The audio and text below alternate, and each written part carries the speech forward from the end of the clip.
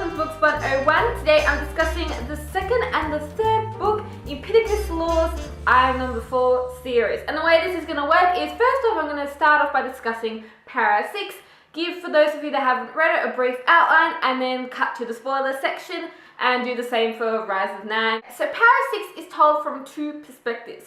We have Marina and we have John. And Marina is number 7, and it's so good to finally hear from another number in this book because I kind of started getting sick of John. Marina is number 7, and she's been living with a Sepan Adelena in Spain. And they live in like a convent, and she isn't very close to a Sepan. Marina's kind of left alone when she has to learn her legacy. Meanwhile, John, Six, and Sam are on the run from the law yet again. John in this book starts to develop these feelings for Six.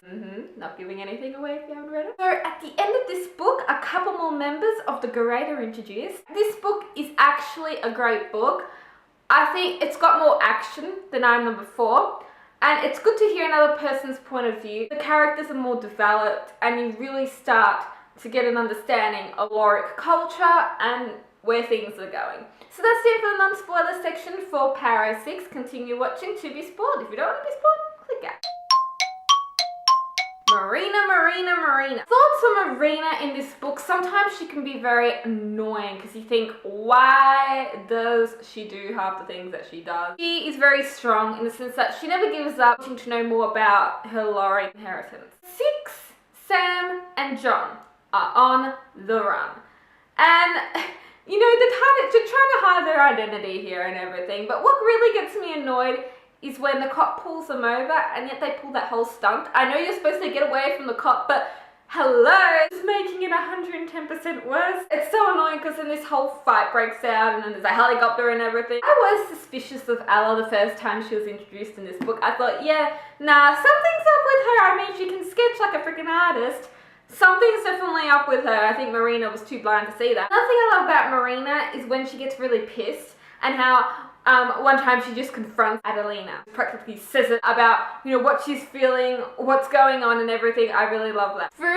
It is so stupid when she drugs Adelena and she is trying to find her chest. I think she was starting to understand you when starting to get back into the Lorik world and you go ahead and drug her. And then when you open the chest, that just causes more shit to happen. Why the hell did you do that? I thought that was quite stupid of it. And she just got herself into more trouble when that damn radioactive rock fell out. That rock that gives you off your location and makes you communicate with other members of the Garade.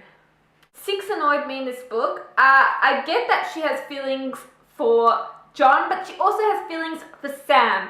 Pick one of them, okay? Because I am sick of her like liking two people.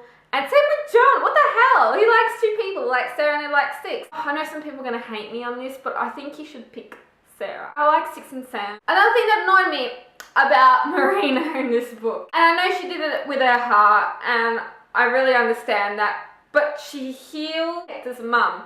Yes, that's lovely, but that's just going to cause some shit to go down because that's not normal. We then are led to see these Lorik members in the Garade are actually going to resume the roles of the original elders. Sam's dad actually helped the Garade members when they came to Earth. Back to John's perspective, he goes back to Paradise to get this transmitter.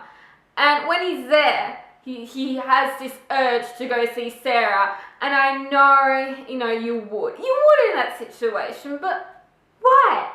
Sarah just betrayed him anyway. It's like, you know that is going to happen. You know she might secretly be working for them. I thought he was really dumb when he did that. Last couple of chapters, everything begins. Lorik's symbol gets burned into the mountain. Six goes to Spain and John goes after his chest with Sam. Then Adelena dies. Find out that Ella is actually one of the members of the Garade. Sepan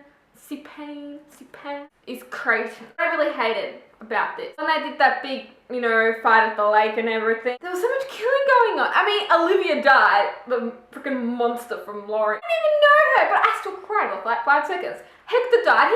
He was so innocent, that innocent human being died. And I was like, how the hell, why the hell would you kill him off? I love when I meet Nine in this book. For Sam is so stupid. Like, oh, I think they're torturing humans in here. And then he freaking goes off with Nine's rock, and then they get separated. I know you're curious, Sam, but why the hell do that? You're just causing trouble for yourself. I love 9. For the first impressions of 9, I think he's awesome.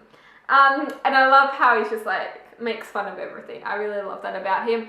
And how, you know, his character really develops, so we get to see more about him in the Rise of 9. That stands for Power 6. Now let's go to Rise of 9. This book is action galore. Oh my gosh. I've read this like 2 times now. You read a chapter. It's peace, quiet, bang, bang. Always so much action in this book. This book continues from the end of Para 6. John has just gone back to get his chest with Sam, and 6 has gone to help Marina, and now they're going to New Delhi. Along with Ella and Creighton are now going to the mountains of Tibet to see if they might find 8 there. There's never a moment of peace in this book because the leader, Pittacus.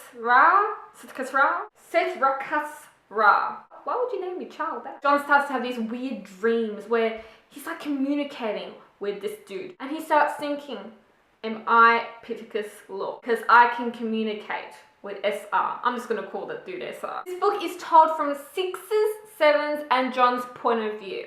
I know, since it's called The Rise of 9, I thought I'd get 9 in here, but it's highly addictive. So that's the end for the non-spoiler section for Rise of 9. Continue watching to be spoiled. If you don't want to be spoiled, click out. Action, action, action. Okay, straight from where Para 6 ended, we are now on the plane. 6 gets on the plane and she sits in like 6A and she's like, oh, where the hell am I sitting in 6A? 4 and 9 are in the house and are having dreams about SR. And it's really annoying because John thinks he's Pittacus Law. Dude, you might not be. Other members might be communicating with him too. When they arrive in New Delhi, they get escorted by this driver and they think they can trust him. They're escorted, you know, Marina opens her chest. How the hell would you open your chest on a car ride? I know you're curious about what's inside, but the freaking car exploded. Everything in the chest went everywhere. I started getting a bit of OCD. I just hate that. Deep down I thought, why the hell would you trust that escort? You know, why would you trust that? You know, you're living your whole life here on the run. I guess probably what in this book was when 4 and 9 got holed up by those humans. And those humans are actually working with the Mogs. We humans are so stupid. Why the hell would we be working with the Mogs? Don't they know? Like, I know that the government probably is working with the Mogs so that he can get, you know, cool gadgets and everything, but dude, the Mogs, you seriously want to trust those dudes that blew up their own planet? In this book, I actually like him. He's a bit out there and weird and wacky, but I love his personality. I think he has a really great personality. And I like how Marina, you know, when she first sees him, is like, what really annoys me about 6 in this book is how she's almost flirting a bit with him. And I think, just let Marina have this dude, you know. They then decide to go to this teleporting cave. In this cave, symbols are drawn, kind of representing the future. Just when you think everything's peaceful, nah, the Mogs show up. Creighton dies, which is really sad.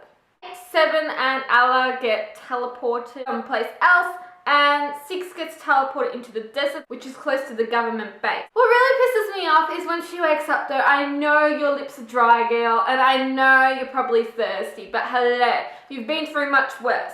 And the fact that, no, she yet drinks that liquid that they offer her, it's like, seriously, would you seriously? I love it when all of them except for 6 and 5 meet up in the desert. And here is its kind of first united battle together that they fight. And it's like, shit, these kids, they're powerful. Sarah comes back at the end and she's like, oh, I didn't betray John. I'm like, yeah, whatever. Final battle with SR. Okay. The fact that they can't use their powers around him, it's like, oh. Ella uses this thing that they think is a dart and stabs him, and that actually works, because that kind of disables whatever he has going so they can use the powers on him. It just ends at the government base. So that's the end for my Para 6 and Rise of 9 book talks. I hope you enjoyed it. Check out more book talks, just head to my channel. I'm Miranda, see ya!